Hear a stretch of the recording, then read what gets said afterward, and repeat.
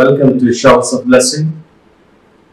దేవుని కృపలో భద్రపరచబడి నూతన దినములో ప్రవేశించాం.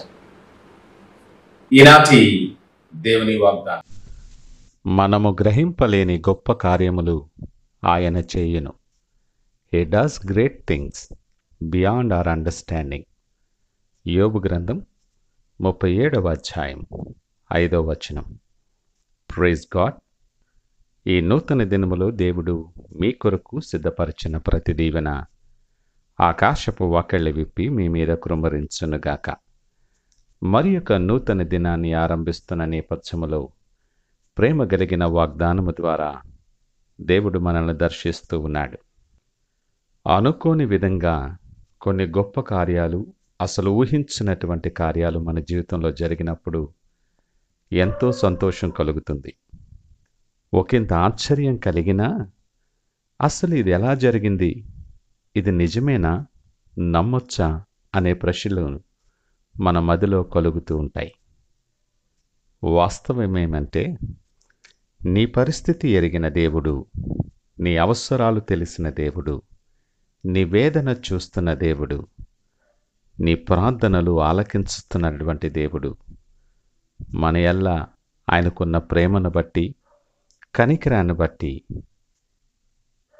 ఆశ్చర్య కార్యములు మన పక్షంగా జరిగిస్తాడు.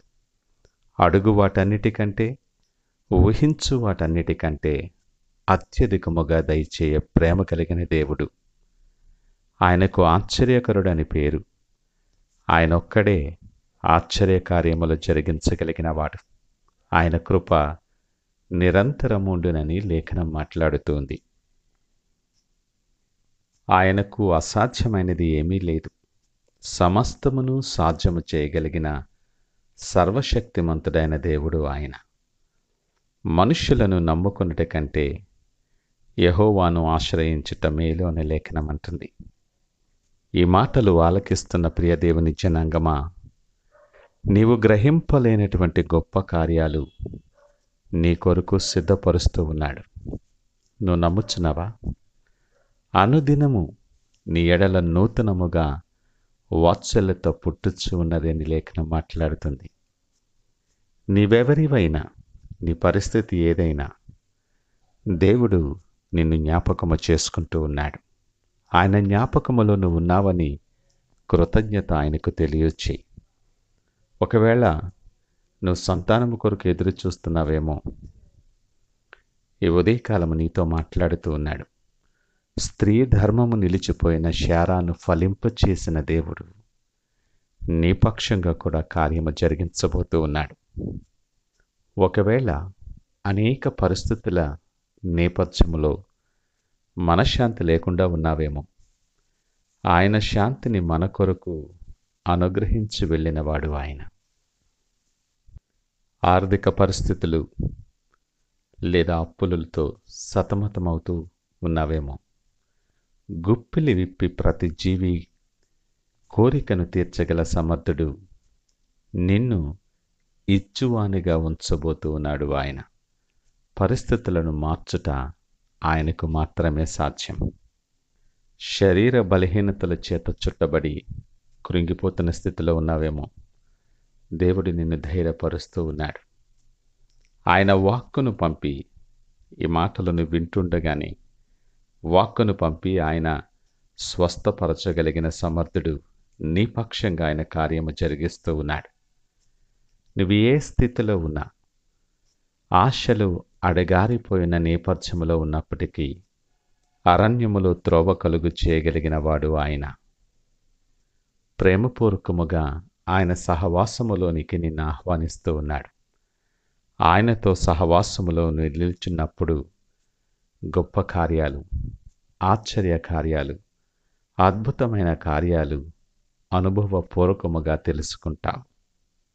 ఆయన దృష్టిలో నువ్వెంతో శ్రేష్టమైన వ్యక్తివి. నువ్వు తండ్రి అని పిలువగా నేనున్నానంటాడు అంట ఆయన. గొప్ప కార్యములు నీ పక్షముగా చేయటానికి ఎన్నో సిద్ధపరచి ఉంచాడు. ఈ నూతన దినములో ఆయన సిద్ధపరిచిన ప్రతి నూతన కార్యాన్ని ప్రతి ఆశ్చర్య కార్యాన్ని స్వతంత్రించుకోవటానికి సిద్ధపడి ప్రార్థనాపూర్వకముగా దినాన్ని ఆరంభిద్దామా? ప్రార్థించుకుందాం. పరిశుద్ధుడు, ప్రేమ నమ్మకమైన మా యేసయ్యా స్తోత్రాలు. ఈ నూతన దినం మా జీవితంలో మేము కలిగి ఉండటానికి మా ఆయుష్యలు పొడిగించి మాకిచ్చిన మరి యొక్క అవకాశాన్ని బట్టి వందనాలు. ఆశలు అడిగారి నిరాశ నిస్పృహలతో ఉన్న మాకు అద్భుతమైన వాగ్దానము ద్వారా మమ్మలను బలపరిచినందుకు మీకు వందనాలు. మేము గ్రహింపలేనటువంటి కార్యాలు మీరు చేయగల సమర్థుడవని మీకు వందనాలు తెలియచేస్తూ ఉన్నాం. మా జ్ఞానము చాలా మితమైనటువంటిది, మీరు అపారమైనటువంటి జ్ఞానము మీది. మీకు అసాధ్యమైనది ఏది లేదని లేఖనము ద్వారా మీరు మాట్లాడుతూ మమ్మలను బలపరిచారు.